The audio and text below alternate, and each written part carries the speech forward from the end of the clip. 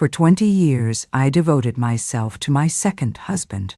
I did his laundry, cooked his meals, drove him to every doctor's appointment, and sat by his side through every hospital stay. I believed it was simply what a wife was supposed to do. Until the day I overheard him in a hospital corridor, telling another patient, "She's nothing but a free caregiver. Of course, the money goes to my son once I'm gone." That was the moment I realized I hadn't been protecting a marriage. I had been trapped in a meticulously crafted con. And now, I was going to show them both what a true reckoning felt like. I sat in that squeaky folding chair beside his hospital bed, the coffee in my hand long gone cold, though my fingers were still clamped around the paper cup.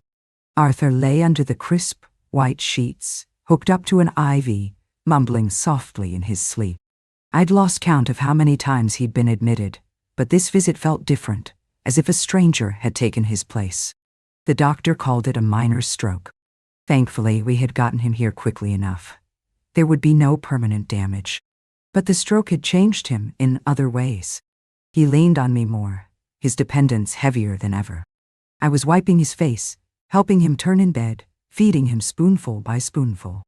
Every 2 hours I was up, adjusting his position to prevent bed sores. Even with my own back screaming in protest, I massaged his legs to keep the circulation going. The nurses kept calling me a wonderful wife, remarking that women like me were a rare breed these days. I would offer a faint smile and say nothing. I'd heard that line so many times it had become background noise, just like the routines of our life together, duties I had long ago stopped questioning, even if I no longer remembered what I had given up to fulfill them. At night, the hospital didn't allow visitors to stay over, so I would return at the crack of dawn. The lights at the nurses' station were still on when I arrived that morning. A young man was flipping through the changeover charts. I walked in carrying fresh coffee and a paper bag. The hallway reeked of disinfectant, a sharp scent that stung my nose. I set the bag down beside his bed. Oatmeal muffins, his favorite, still warm from my oven. But the bed was empty. "Your husband's down in the courtyard getting some fresh air," a nurse called out with a nod. Said he needed it. I thanked her and headed toward the courtyard. At that hour, the sun had just risen, and the filtered light gave the space a sense of calm. I thought I'd push him around for a little walk. The idea warmed me slightly, and I picked up my pace until I rounded a corner and heard his voice. He was sitting in his wheelchair, chatting animatedly with the man from the next bed over, a fellow a few decades his junior. I hadn't meant to eavesdrop. I simply froze, rooted to the spot, because the voice coming out of Arthur's mouth didn't belong to the man I had cared for all these years. He was speaking with a smug, buddy-to-buddy tone, half boasting, half sneering. "Tell me I'm not the smartest guy alive," he chuckled. "I'm in my 60s and landed a younger woman to marry me. Doesn't cost me a dime. She does everything. Cooking, cleaning, hospital runs. Helen jumps at the chance to handle it all." He gave a lazy laugh, dragging out the words. "A free live-in maid. That's what I call good luck." I stood there, my shoes glued to the icy tile, completely paralyzed. His voice wasn't loud, but every syllable pounded against my eardrums like a hammer. "She thinks we have this great relationship," he continued. "But I've had my plans in place for years. When I die, the money's going to my own blood. Leo may be a screw-up, but he's still my son. As for Helen, she can go back to her daughter's place and live out her golden years. Won't be my problem." "Any?" The other man gave a short, amused laugh. In that instant, it felt as though something inside me twisted violently. My stomach roiled. My eyes burned, but I couldn't cry. I couldn't let him know I had heard. I took a step back, light and quiet as a ghost, then darted around the corner. A gurney wheeled past with a shriek of rubber against linoleum, the sound slicing through my chest like a blade. I leaned against the wall, eyes closed, trying to steady my breath, to force down the rising flood of hurt and humiliation. All these years, I thought I was part of something, important to someone. That in his final chapters we'd be each other's safe harbor. But no. To him, I was just convenient, just useful. And what cut deepest was this: I had truly given it my all. I never saw him as a burden. I cared because I wanted to, because it felt right. Even when my spine throbbed from the strain, even when his son never once acknowledged me as family, I never complained.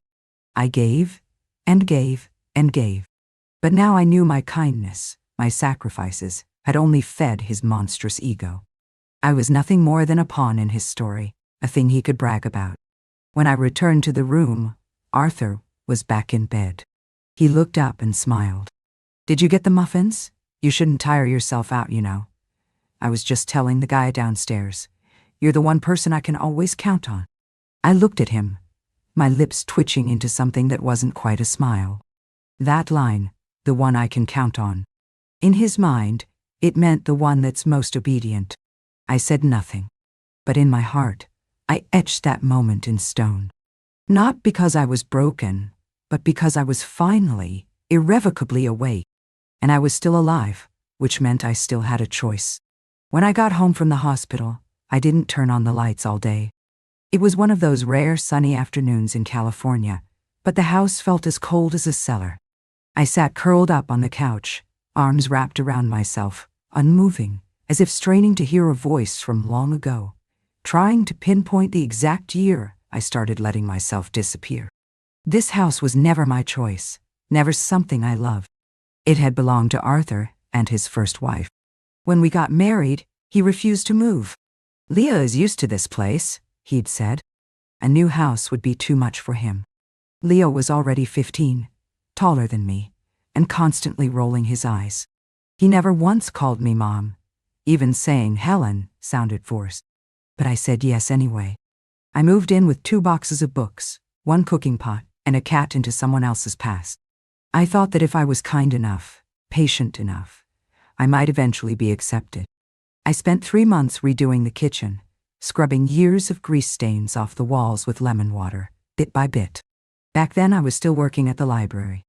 Every evening after work, I'd pick up groceries and cook the meals I knew they liked. I remember our first Thanksgiving. I spent 2 nights learning how to roast a turkey from scratch. 5 minutes after I set it on the table, Leo, scrolling through his phone, said, "This gravy is weird. My mom's always tasted better." I didn't say a word, just quietly cleared the plates. Back then, I still believed patience could win hearts. Looking back, that was the first time I became invisible. The first time I realized this house wasn't mine, and never would be. I stood by Arthur's side through a career layoff. I handled every legal form and signature. After his ex-wife passed away from cancer, he sobbed her name, and I just poured him tea, never once complaining. When Leo dropped out of college, I dipped into my own retirement savings to cover his credit card debt, just so Arthur could rest a little easier.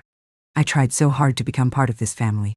Pretended to like golf, pretended to understand their disdain for new neighbors, pretended not to notice when they forgot to introduce me at family gatherings. Once, at his niece's wedding, Arthur introduced me as, "This is Helen, a friend of the family." I held my wine glass like a borrowed extra, grinning through a script where my character had no name. That night, I sat in the garage alone, crying for half an hour. Then I dried my face and went inside to make dinner, as if nothing had happened. I used to think that was what marriage looked like: compromise, maturity, a quiet kind of grace. We weren't young anymore. Getting remarried came with baggage. I told myself I didn't need romance or rituals or grand declarations, just someone to grow old with, someone to lean on. But now I know that wasn't partnership. That was exploitation. The moment I heard Arthur call me a free maid, every ounce of my tolerance, every time I had swallowed my pride, every compromise I'd made, collapsed like wooden beams under a sudden crushing weight. And I had to ask myself, all these years, who was really being taken care of? Who was really doing the sacrificing? As I sat there, lost in thought, the doorbell rang. I wiped the tears from my cheeks, tried to look composed, and opened the door. It was Leo. He was wearing a faded hoodie, hands shoved deep into his pockets. The second he stepped inside, the smell hit me. Cigarettes and stale laundry detergent. Without a glance in my direction, he walked straight to the kitchen and opened the fridge. "Where's Dad?" he asked while rummaging around. "Doctor said it wasn't serious, right?" He told me to stop by and grab a few things. I kept my voice steady. He's still at the hospital. If you've got time, maybe you should go see him. He shrugged, clearly uninterested. Then he pulled out a soda and casually said, I told him to get that sorted soon. No point in leaving a mess later. My knuckles turned white. He plopped down at the dining table, sipping from his straw with a lazy smirk. Don't take it personally. It's not like this house is yours anyway. Beyond, eventually. I didn't respond. But in that instant, I heard a door slam shut deep inside me. I was done. Done trying to win him over. Done pretending to be a good stepmother. Done clinging to the fantasy that one day, this house might become my home. It never was. It was never meant to be. I reached over and quietly flipped off the kitchen light, leaving only a warm amber lamp glowing in the corner. Leo frowned, but I didn't say a word. The day Arthur was discharged from the hospital, the sunlight was almost cruel in its brightness. As the nurse wheeled him out to the front entrance, he smiled and said, "Feels good to be home." I smiled too. But it was a smile that stopped at the surface, never reaching my eyes. Home no longer felt like a word I could trust. That house, even after 20 years, felt like a space on loan. The air itself seemed to belong to someone else. I parked at the bottom of the driveway and helped him into the car. He immediately grumbled that the seat was too firm. I said nothing, just pulled the seat belt a little tighter. As we pulled out of the hospital lot, I glanced at him in the rearview mirror. His eyes were closed, his head tilted back like some aging monarch waiting to be served. When we got home, I did what I always did, poured him a glass of water, turned down the bed, tucked in his favorite olive green blanket. He settled onto the sofa, switched on the TV, and asked me to find his Alaskan hunter photo book. His routine resumed without a blip. No guilt, no pause, as if that conversation in the hospital hallway had never happened. But I knew better. Everything had changed. A few days later, I started going through his hospital bills. That afternoon, I sat in the study, flipping through the deep gray filing cabinet. Insurance forms, payment receipts, medical notices. I dabbed balm on my dry knuckles as I leafed through the pages, one by one. He had a meticulous system. Blue folders for medical, red for bank statements, yellow for private insurance. Then, a single sheet slipped out of a yellow folder and landed face down on the carpet. I bent to pick it up without thinking, but the moment I saw the beneficiary list printed on it, it felt like a dull blade had been carved across my chest. Primary beneficiary #1, Leo Moore. Primary beneficiary #2, Emily Moore, ex-wife. My name wasn't there. Not even as a secondary. I stared at the paper, my fingertips beginning to tremble. It wasn't about the money. I had never once expected Arthur to leave me some grand inheritance. But I thought, after 20 years together, at the very end of it all, at least my name would be there. Even just as a gesture. A line on a page that said, "You mattered." But now I understood. I wasn't in his future. I wasn't even in his afterlife. I had stayed up nights doing his taxes, sat by his side during a gastric bleed, wrote his retirement speech for him. All of it suddenly felt like a cruel, elaborate joke. He had everything mapped out, every paper signed, every detail filed away. Except one thing. Me. The woman who had become nothing more than a temporary travel companion. I slipped the document back into the folder, not making a sound. That night, we had lasagna. He took a bite and immediately frowned. "Something's off," he muttered. "Doesn't taste the same." "I didn't use mozzarella," I replied flatly. He scowled. "Didn't I tell you I don't want it without cheese?" I stayed quiet. He glanced at me, then mumbled, "You've been acting off lately." I looked up. My voice as calm as still water. Maybe I've just been seeing things more clearly lately. He paused for a few seconds, as if waiting for me to explain. I didn't. After dinner, he did what he always did, reclined on the couch, eyes closed, claiming to rest his nerves. I sat across from him in an armchair, holding a book I never opened. My mind kept circling back to a single question. How do you keep caring for someone who has systematically written you out of their will their plans, their trust. For 20 years, I had thought I was part of a contract called marriage. But now I saw it for what it was, an unpaid job. I'd been hired with affection as currency, compassion as compensation, and silence as my severance package. This wasn't love. It was exploitation, painstaking, polite, and deeply personal. And I had signed up for it willingly. He'll know, I thought. I closed the book, stood up quietly, and walked into the kitchen. I washed the dishes one by one. After I dried my hands, I rested them on the counter and shut my eyes. And there it was, a voice in my head, calm and certain. It's time. It's time to decide. 2 days later, I finally found the courage to dial the number. The phone rang 3 times before Clara's voice came floating through like a warm spring breeze. "Hey, honey, is that you? I was just out back spraying the lilacs. Almost didn't hear it ring." My throat tightened. It took a moment before I could speak. "Do you have time to talk?" She heard it instantly, that tremor in my voice. Her tone shifted, calm but firm. "Where are you? Come here. You don't have to explain. I'm waiting." I hung up, grabbed my keys, and left without a moment's hesitation. 30 minutes later, I was standing outside her flower shop. She'd named it herself, Bloom on Purpose. A wind chime jingled softly above the door, next to a chalkboard that read, "Today's flower language. You don't owe anyone anything." The moment I stepped in, Clara wrapped her arms around me. Something in me nearly buckled. I almost couldn't hold it together. She led me out back to the garden patio and poured me a glass of lemon mint tea. I didn't touch it, just sat there staring at the rose pruning shears on her table before blurting out, "I feel like I've been sliced open for years and I never even noticed." She didn't speak, just listened. I took a deep breath and told her everything. What I'd overheard in the hospital hallway, the life insurance documents, Leo's smug indifference, Arthur's suffocating silence. At one point, my voice dropped to almost nothing. "I thought he was just a little old-fashioned," I whispered. I didn't realize he never saw me as family. Clara finally spoke, her voice steady and sharp. "He didn't see you as family, Helen, because he never saw you as a person. He saw you as labor." I looked at her, at a loss for words. "Helen, you're not his wife. You're an unpaid home aide. Full-time." She paused, her gaze unwavering, as grounded and unflinching as the dwarf tree in her courtyard that bloomed year-round. "You need to wake up." "I'm 60, I murmured. I didn't know where to go, or what I'd even do now.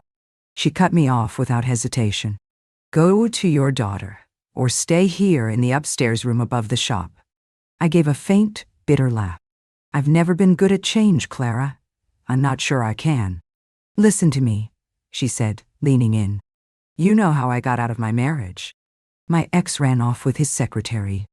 I was 29, had a toddler on my hip, a mountain of debt, and a whole family telling me to suck it up. You know what I told them? Intern." I shook my head. She looked me dead in the eye.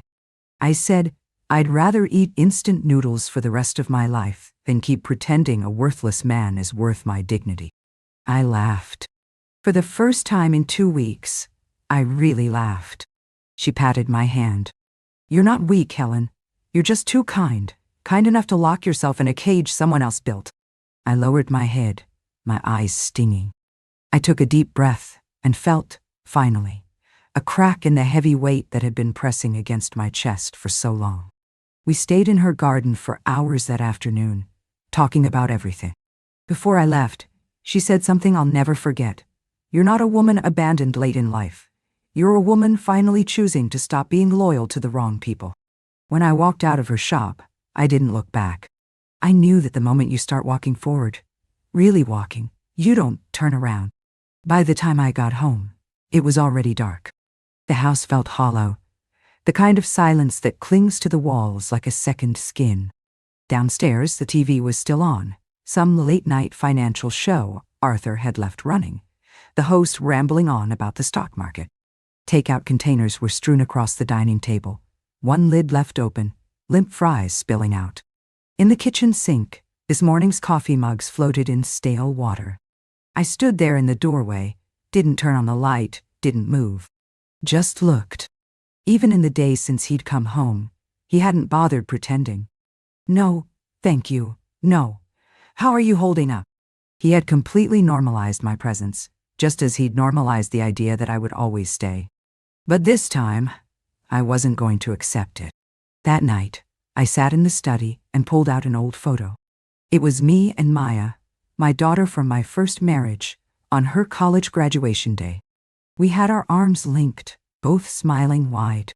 Her hair was wind-blown, and I was holding a bouquet of carnations. I stared at those flowers for a long time. Then I stood up, walked to the closet, and began to pack. Not out of rage, not out of spite, but because I finally understood. I needed to leave the place that had stripped me of my personhood. I needed to talk to Maya, talk about the future, talk about whether at 60 it was still possible to begin again. The next morning, I booked a flight to Boston. The moment I stepped off the plane, there she was, Maya, waiting at the gate. She was wearing a dark green wool coat, her hair pulled back in a simple twist, and her eyes held a mix of worry and tenderness. The moment I wheeled my suitcase through the arrival's gate, she rushed toward me and wrapped her arms tightly around my shoulders. And that's when it hit me.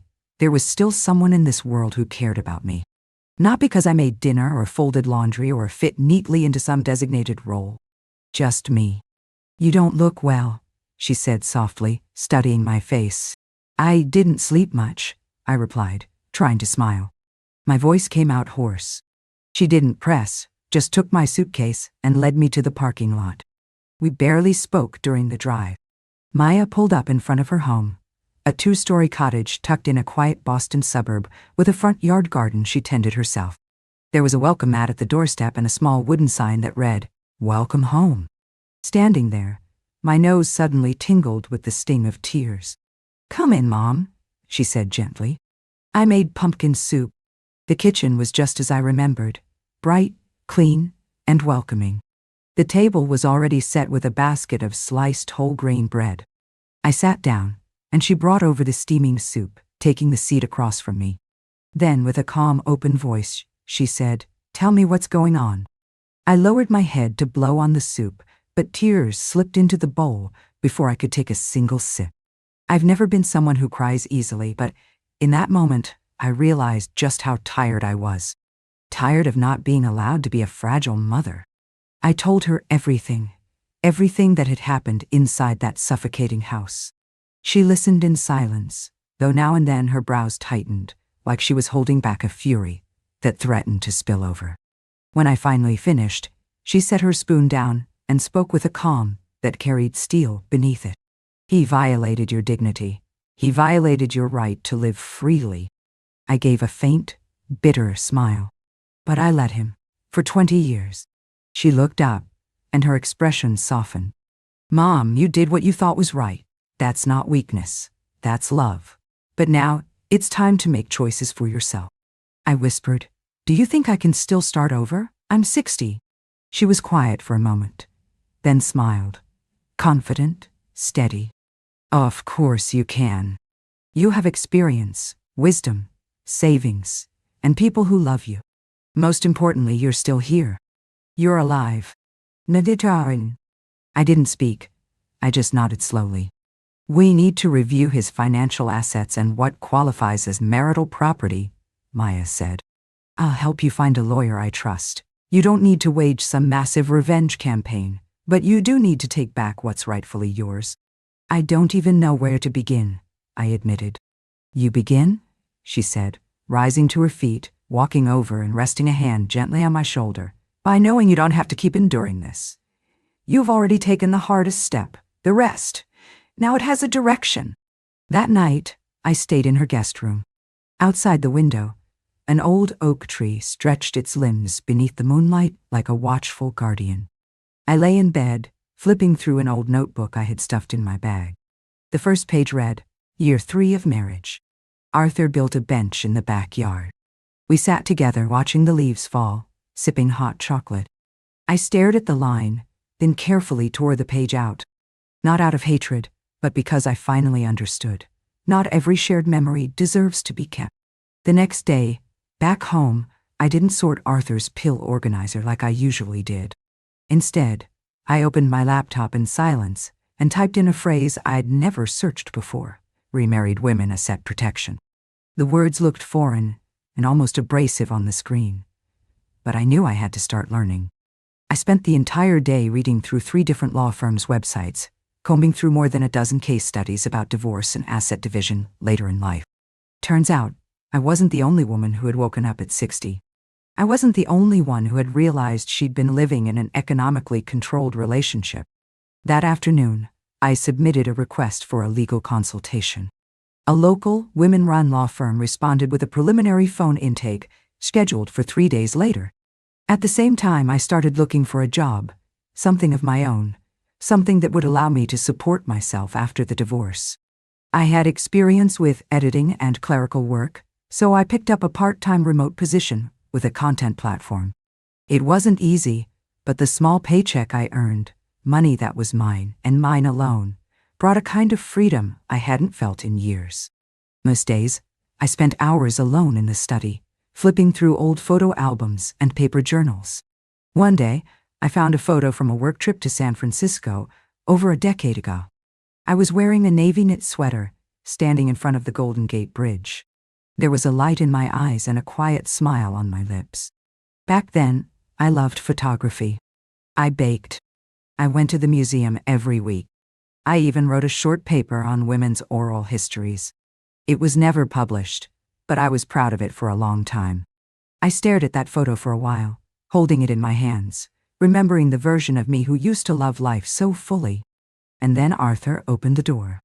"Leo says he's coming over for dinner," he announced. I blinked. "Didn't he just come by a few days ago?" "So what?" Arthur said, his voice laced with entitlement. "It's not like you have anything else going on. Just make a few extra dishes. He's bringing his girlfriend too." I didn't argue. I turned and walked into the kitchen. But this time, I didn't waste my time or energy trying to make anything special. I grabbed a few frozen meals from the freezer and tossed together 2 canned salads. No effort, no explanation. Anyone I was preparing to walk away from didn't deserve another egg cracked in their honor. Let them eat, or don't. When they arrived, I was already seated at the dining table, editing a manuscript I hadn't finished yet. Leo's voice was the first to break the silence. "God, this place smells like a nursing home. How do you even stand it, Dad?" His girlfriend snorted. "You told me Helen was some kind of housekeeper-chef combo. This is worse than takeout." I didn't look up. I just turned another page. Leo walked into the kitchen, opened the fridge, poked around, then came back and knocked on the table. "This is it for dinner? You do know my dad has high blood pressure, right?" I finally looked at him. My voice was steady. "If you don't like it, you're free to eat elsewhere." Arthur frowned, trying to smooth things over. "He didn't mean it like that, Helen. You don't have to get this way." I set my papers down and looked him square in the eye. "So stress is an excuse to be rude now." Leo let out a short laugh and turned to his girlfriend. "See what I mean? With that attitude, it's no wonder my dad didn't list her as a life insurance beneficiary. You know, they've been married 20 years and she doesn't get a dime." "No way," the girl said, feigning shock. "Then what's she in it for?" Leo shrugged. "I don't know. A sense of accomplishment from playing nursemaid to an old man?" I stood up slowly, my voice cold and hard as steel. What I was in it for was the fact that, back then, I didn't see clearly enough to realize your dad is a coward in a gentleman's costume. The room fell silent. I turned to Arthur. "What I did for you all these years wasn't out of weakness. It was because I believed you were worth it. I was wrong." Then I looked at Leo, my words gaining speed and weight. "And I don't need you to remind me I'm not your mother. I never wanted to be, but I am more of a human being than you'll ever be, because I understand things like respect, gratitude, and basic decency." I scanned the table once, then said, loud and clear, "This is the last meal you'll ever eat in this house that came from my hands. Starting tonight, we're separating. I'm filing for divorce. My lawyer is already in place." Arthur's face went pale, then flushed. He stood abruptly. "Helen, you can't just—" "I absolutely can." I cut him off, my voice razor-sharp but calm. "And let me tell you something. This isn't some emotional outburst. It's a decision. The clearest one I've ever made in 60 years. I turned, walked into the bedroom, and closed the door behind me. I opened the drawer, took out the confirmation letter from the law firm, and gently taped it to the back of the door. That moment wasn't just about walking away from them. It was about walking back to myself. The morning I left that house, the street was eerily quiet. I packed light, 2 suitcases, a file folder, and a small bag of medications. Clara showed up right on time and didn't ask any questions. She just picked up a bag of books from the doorway and gave me a small, knowing nod. Arthur stood in the kitchen doorway, arms crossed, leaning against the frame. His face wore a look that hovered somewhere between mockery and disbelief.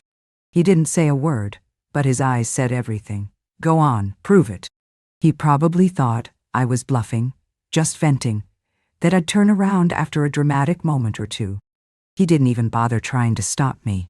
But I knew that silence of his for exactly what it was, his oldest tactic. Oppression through indifference, control through disdain. He thought silence made him powerful. This time, he miscalculated. I didn't say much, just one line before I closed the door. "If you want someone to cook for you next time, try offering a salary." The door shut with a soft, final sound. No tears, no nostalgia. Just calm. Clara's upstairs apartment was small, barely 400 square feet, but it was warm, clean, and entirely mine. It had its own kitchenette, a west-facing window, and just outside, her garden was in full bloom. The tulips had exploded into color, as if to welcome me.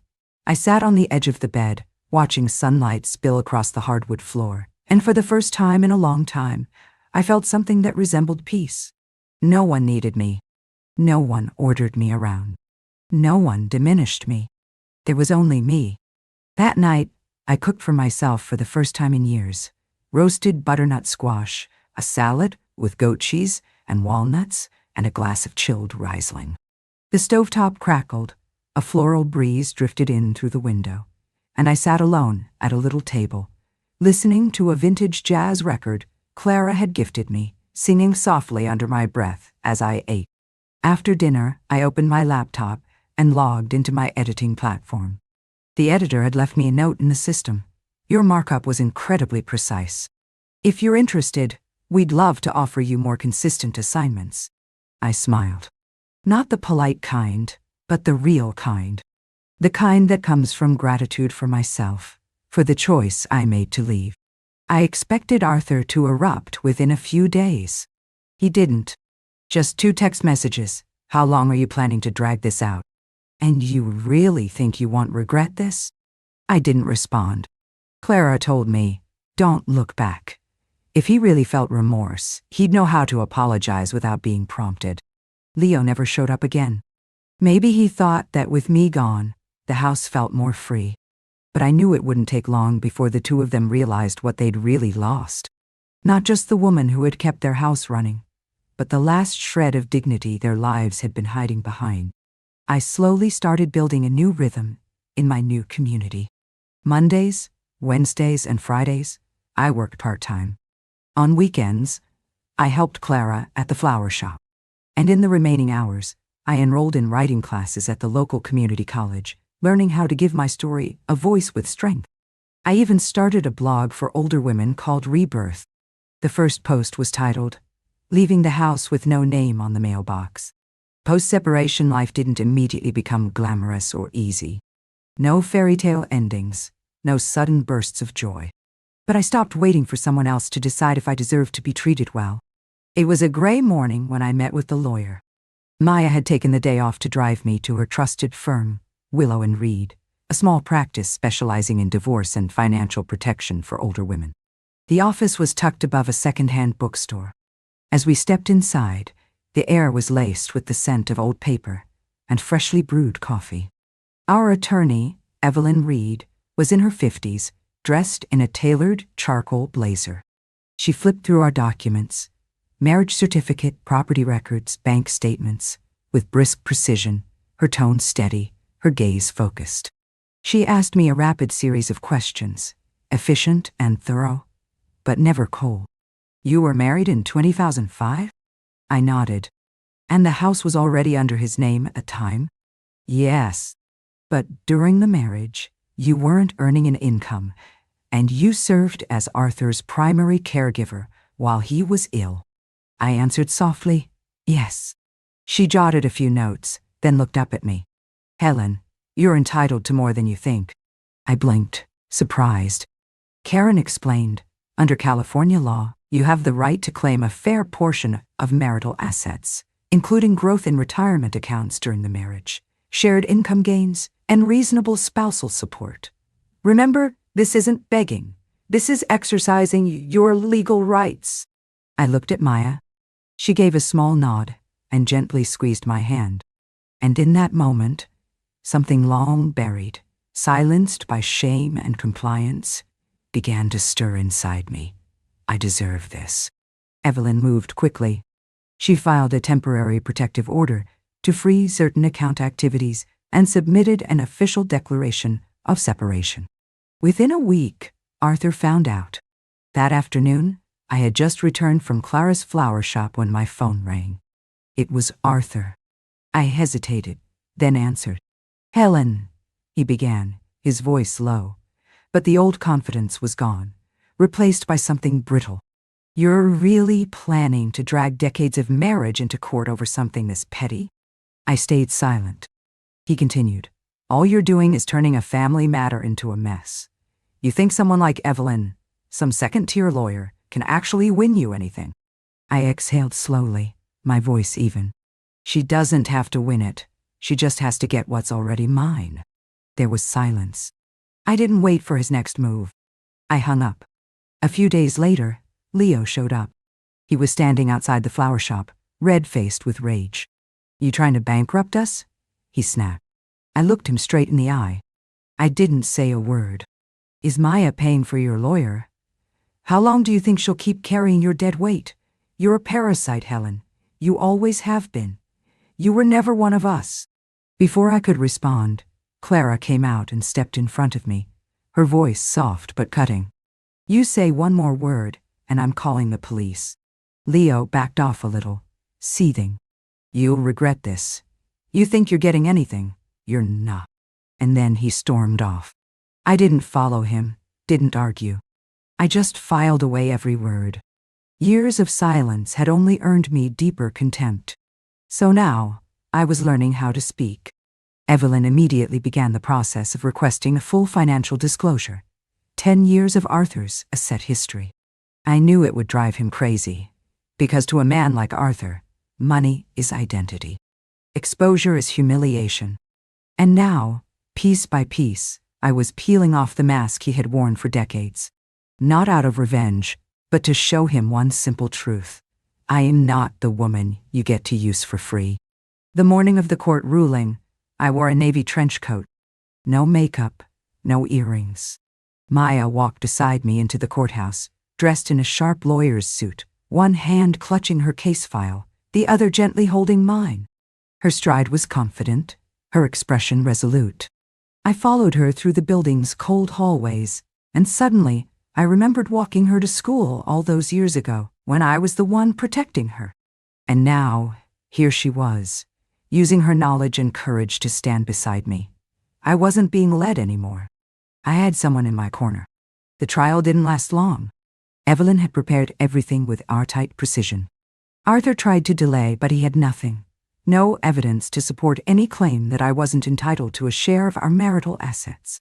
In fact, during financial disclosure, it came to light that he had quietly transferred funds into Leo's name the previous year. The judge flagged it immediately as an attempt to circumvent equitable distribution.